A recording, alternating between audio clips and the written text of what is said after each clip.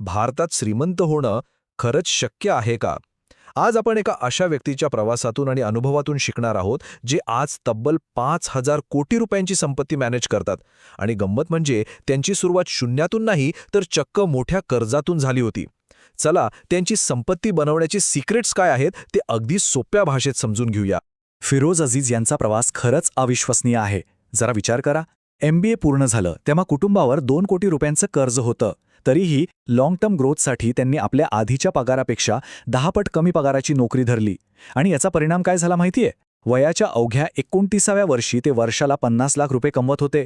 आणि आज ते एका मोठ्या वेल्थ मॅनेजमेंट कंपनीचे जॉईंट CEO आहेत. हाच प्रवास त्यांच्या स्ट्रॅटेजीची ताकद दाखवून देतो. त्यांच्या यशाचं एक मोठं रहस्य आहे त्यांच्या या तत्वामध्ये.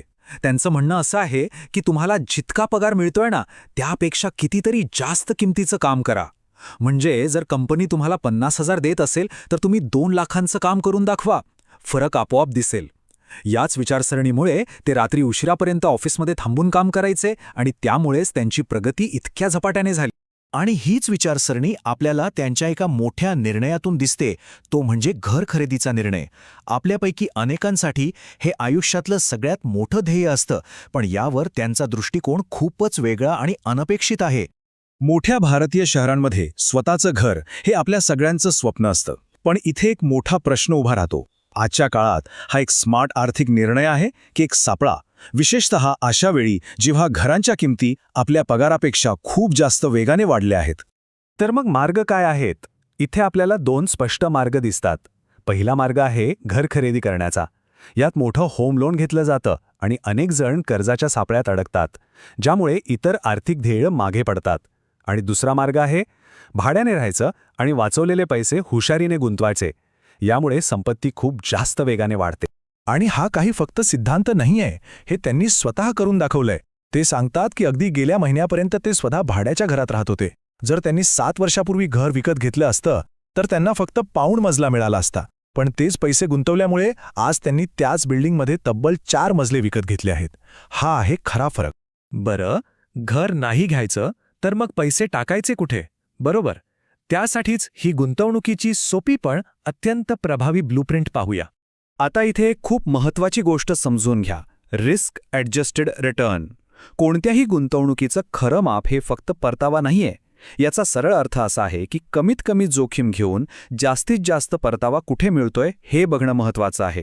गुंतवणुकीची कार्यक्षमता यावरच ठरवली पाहिजे, केवळ आकड्यांवर नाही.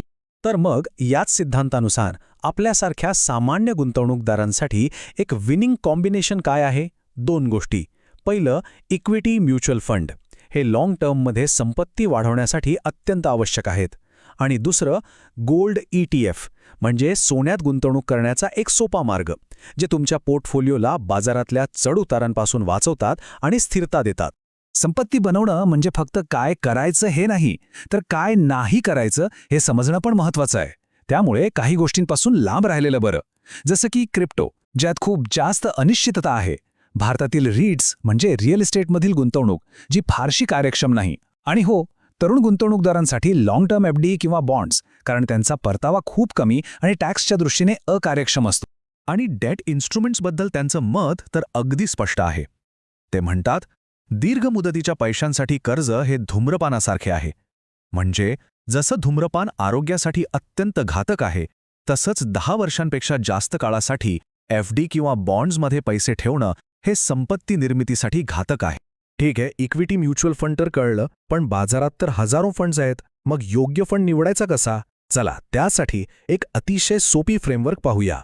इथे गुंतवणूकदार सगळ्यात मोठी चूक करतात. कोणती? तर मागच्या वर्षीच्या रिटर्न्सच्या मागे धावण्याची. एक साधं सत्य लक्षात ठेवा. ज्या फंडाने गेल्या वर्षी सगळ्यात जास्त रिटर्न दिला, पुढच्या वर्षी तोच फंड तशीच कामगिरी करेल याची शक्यता खूप कमी असते.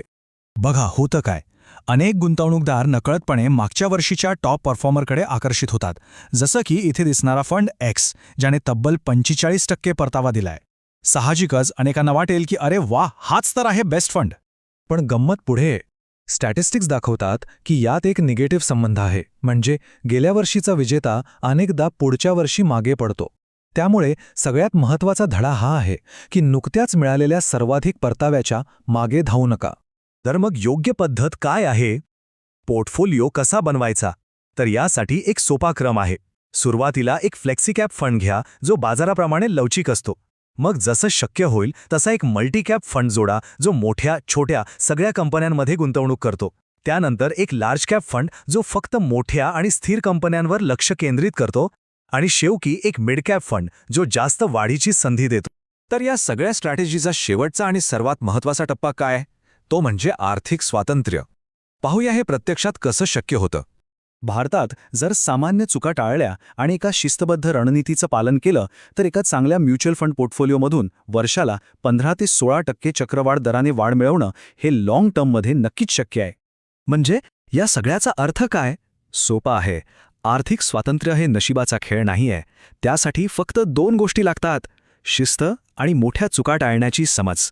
एक सोपी सिद्ध झालेली रणनीती जर आपण सातत्याने पाळली तर आर्थिक ध्येय नक्कीच गाठता येतात. आर्थिक स्वातंत्र्य हे एक स्वप्न नाहीये, ते शक्य आहे. तर मग आता विचार करण्याची वेळ आहे. आज अशी कोणती एक चूक आपण सुधारू शकतो जी आपल्याला आर्थिक स्वातंत्र्याच्या मार्गावर एक पाऊल पुढे घेऊन जाईल?